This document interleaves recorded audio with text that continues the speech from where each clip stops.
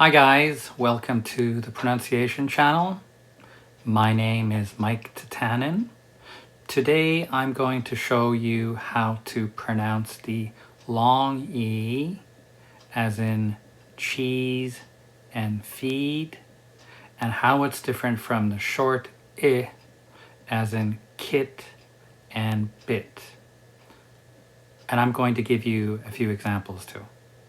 What's the difference? E is longer. So if I say it slowly and carefully, you see how my lips change position? E, E, E. So if I say it very slowly and carefully, my lips at the end become stretched out. E, as in cheese or feed. And it's also longer. Why is it longer? Because at the end, I'm spreading my lips.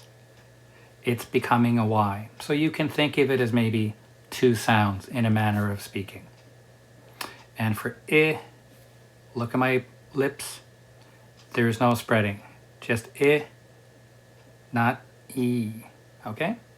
So it's shorter. It doesn't become a Y at the end. Okay? So that's like bit and kit. Here are some minimal pairs. Some words that differ only by contrast of these two vowels. Okay? You've got bead and bid. So the first one is always the longer one. The second one is always the shorter one. Lead and lid. Green and grin. Bean and bin. Okay, that's all for now. And we'll see you next time. Bye-bye.